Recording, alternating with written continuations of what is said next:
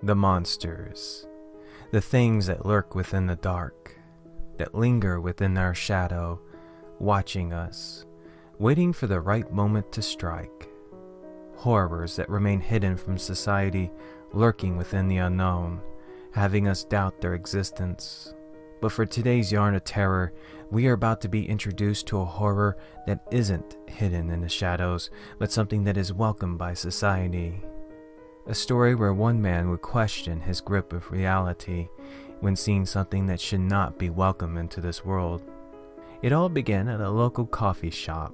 A screenwriter named Iwasaki who was waiting for his friend Oda to discuss an upcoming film for a school. You see, all day, Iwasaki has been hounded by this feeling that there's misfortune in his future, like an inner feeling that something bad is going to happen, knowing that there's a horror waiting for him. A terrible feeling, knowing that there's something lingering over his shoulder, and yet Iwasaki can't understand what it is. Until he decided to look inside a women's magazine, either to ease his mind from this inner suspicion, to cure his boredom, or just out of curiosity. Sorting through the pages of ads, articles, and beautiful models. Immediately, Iwasaki was thrown off when coming across her. Pictures of a woman that looked nothing like a model. Something that should have never been put inside this magazine. For Iwasaki, the woman was hideous, unsettling to look at. Her abnormal features, those monstrous eyes piercing into his mind in that hideous grin, as if she knew he was watching her, admiring her beauty. They say beauty is in the eye of the beholder, but for Iwasaki, this was something else. This woman was completely the opposite. Every minute Iwasaki spent trying to understand why this woman would be considered a fashion model was a mystery that was making him feel more uncomfortable, giving Iwasaki the terrible notion that this model was connected to his feelings of misfortune. As a result of the model, her image burnt into Iwasaki's mind. He found himself struggling to keep his thoughts focused. Every time Iwasaki would close his eyes, he would see that hideous face. Those eyes staring right through him. Even when Iwasaki tried sleeping, it was like his memory of that model would slowly change into something that was contorted and far more hideous. Because of Iwasaki having trouble staying focused, it even began affecting his script writing as well, causing him to be a few days behind, which was becoming an issue for Oda in the upcoming filming project for school. According to Oda, a friend at school and the director for this film, his advice for Iwasaki was to find that magazine, buy it, and stare at the model every day. Let his mind get used to her appearance. And even though Iwasaki was against this advice, a day later, and not a single word written on the script, all because of that model haunting his mind, Iwasaki decided to go into town the next day and find that magazine. However, according to the magazine stand in the stores, it was a year and a half ago since the magazine was discontinued. Even though the model still haunted Iwasaki's mind for a long time, eventually the memory of the model got fainter, just enough for Iwasaki to focus and finish the script in time. So, a horror story about a screenwriter who's haunted by the image of an abnormal goddess, a memory that slowly faded away, and that hideous beauty becoming nothing more but a terrible thought stored in the back of Iwasaki's mind. I assure you, my friends, Iwasaki is far from escaping the interest of this horror, seeing how this beauty has a special eye for this curious screenwriter. Regardless of the script being held back for almost a week, Iwasaki, Oda, and the rest of the film crew were in disbelief that their recent film had just won first place, and immediately they began planning for a second film. But for this upcoming project, Oda wanted to have a female lead, and feeling that the girls at school were not suitable enough for this role, he decided it would be best to place an ad in public. Unfortunately, Oda and the film crew overestimated themselves when only 3 women responded to the ad. One of them looked average, not what they were looking for. The second one looked beautiful, exactly what Oda wanted for a female lead. But when they decided to see the third woman that responded to the ad, Oda was in disbelief, confused if this was a man or a woman. And when Iwasaki saw the picture, immediately he was horrified when seeing a familiar face. It was her, that hideous woman he saw in the magazine, and maybe it was because of that inner feeling of misfortune. Or maybe Iwasaki couldn't ignore the idea that this woman answering the ad wasn't a coincidence. But Oda didn't share Iwasaki's suspicions with this woman. As a director who's trying to take his role seriously, a professional model answering an ad for a school film project was something that just could not be ignored. Sure, this woman may look scary, but it's obvious she's popular because of her individuality. And to have a professional model participate within this film as an actress would definitely raise the standard of the finished product. And regardless of Iwasaki's disapproval, in that the film may need a few changes, Oda strongly felt that it would be smart to have this woman participate within the project as an antagonist. Besides, maybe if Iwasaki were to meet her in person, he would calm down when seeing that she isn't some hideous monster, but a normal person who should not be judged for her looks. And maybe this eccentric model wasn't a hideous monster. Maybe Iwasaki was over-exaggerating, being ill-mannered with his feelings. Or maybe his premonition was starting to become a reality. When it was time for the film crew to meet the 2 models, obviously the one that was selected to be lead actress was perfect. Tamie, great personality, attractive, a lot of enthusiasm. As for the other one, the professional model who went by the name Fuchi, was not only 30 minutes late, but meeting her in person was an overwhelming experience, which had not eased the tension within Iwasaki. This Fuchi was far more intimidating in person, a woman that towered over everybody. Much like the pictures, her facial expressions were unsettling, expressing no emotions, and those eyes. Something about her eyes that were inhuman. During the meeting with Oda, Fuchi didn't say much. No questions nor concerns about her role within the film, which wasn't specified seeing how Oda decided to bring her into the script last minute.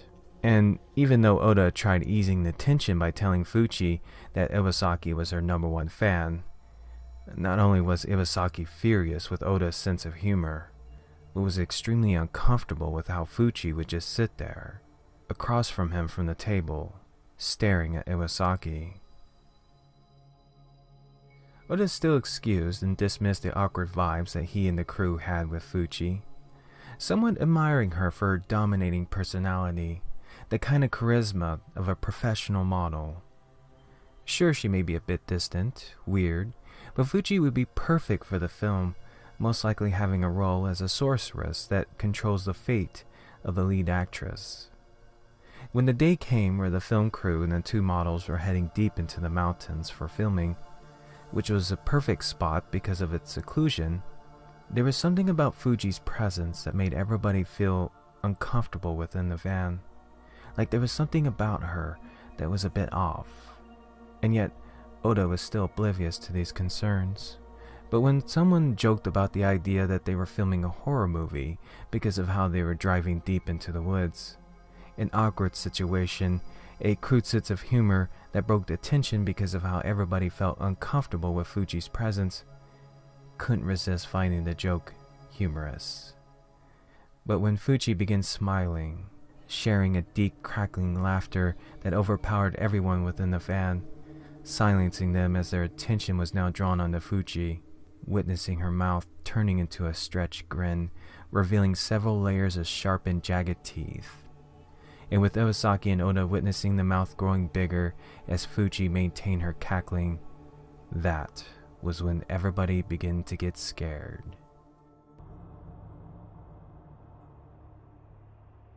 What happened in the van was something that Oda tried to move on from when reaching their destination. Tried to. Basically, Oda was now terrified of this woman. Even if she was a fashion model, the fact that Fuchi was making everybody on the set feel unsettled with her eerie behavior and her gruesome teeth. Oda's decision of having Fuchi participate within the film was a decision that he was now regretting. But it was Iwasaki who was the one that was going through the worst experience with Fuchi, her #1 fan.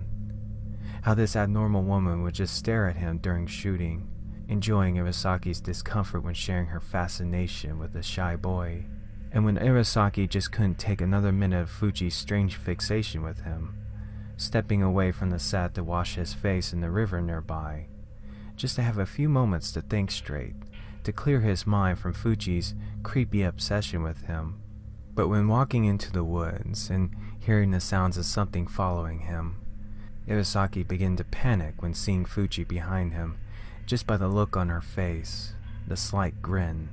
It seemed like this fashion model had a fancy for Iwasaki. Immediately, Iwasaki panicked and began running through the woods. And when managing to escape from this monstrous woman when hiding behind a tree, Iwasaki was convinced that this premonition was coming true. Something terrible was going to happen. When returning back to the set, Iwasaki tried convincing Oda that they should leave immediately, leaving Fuchi behind because of how there was something not right with her. And Oda agreed. Having Fuchi participate within the film was a mistake on his part, but to leave someone behind in the middle of the woods, a couple hours away from the city, was a bit too much. Which is why Oda felt that it would be best to finish the day's shooting, cancel out Fuchi's role without saying anything, and disassociate themselves from her when returning back home. And as the day progressed, with Fuchi remaining on the set as nothing more than an observer, not knowing that her role was secretly cancelled, it was when Oda and the film crew began praising Temie's acting. Fuchi's attention was now set on the lead actress, and envious fury began to grow within Fuchi. When Fuchi confronted Oda about her scenes, that this whole time they'd been shooting the other girl, Oda and the crew tried avoiding having Fuchi being suspicious over the fact that she wasn't going to be in the film anymore, telling her that Temie's role was essential to the film and that there may be a possibility that they won't be able to get around to Fuchi's role today. And when taking a short break, where Oda and Iwasaki were still discussing the idea of leaving Fuchi behind because of how everybody was now getting the idea that Fuchi was starting to realize that she was no longer in the film. And because of this, they just couldn't ignore the fear that something bad was going to happen. Her behavior, her monstrous appearance, and those teeth, these were indicators that this woman was something you do not want to upset, and that this day was bound to turn into an unremitting horror. But when Miyake ran from the woods, panicking and screaming that Fuchi had just killed Temie because of how she was the lead actress, trying to explain how Fuchi began tearing Temie into pieces and eating her. Of course, Iwasaki believed Miyake's claims, but Oda, however, had a hard time believing that Fuchi was some kind of cannibalistic monster, which is why he decided to go into the woods and see what Miyake was talking about. Now, I believe that when humans begin to experience fear, they react to that fear by avoiding it. But in this case, we have people who rather rationalize that fear to be foolish enough to confront it. That monsters only exist in the shadows, not publicly displayed as fashion models. Fuchi was an intimidating woman. Her weird behavior and unsettling presence that had put everyone on edge. But to go so far to say that she was a monster that had just eaten Temie out of jealousy was something that Oda found difficult to believe.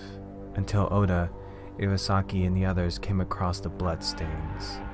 Bits and pieces of body parts scattered everywhere, terrified when seeing whatever was left of Temie. And when Iwasaki began wondering where Fuchi went, that was when the fashion model came from her hiding spot, her mouth and hands covered with blood, licking the bits of flesh from her lips. And now with the film crew falling into her trap, Fuchi was happy to announce the new changes for the film, that it's now she who's the lead actress. And just as the film crew began running away from this monster, Miyake would be grabbed by Fuchi, having her sharp teeth embedded into his neck, enjoying his warming flesh before hunting down the rest. And as Iwasaki found himself tripping over a tree branch, spraining his ankle, watching the others leaving him behind, at last, Fuchi can now enjoy this moment with her #1 fan. Even though Oda and the other member of the film crew made it back alive, the authorities had only found the remains of Temie and Miyake when searching the woods, but no trace of Iwasaki, nor the model known as Fuchi. What was more strange was that there wasn't even a modeling agency in Japan that had ever heard of Fuchi, or any model that matched her description. It was like she had never existed at all.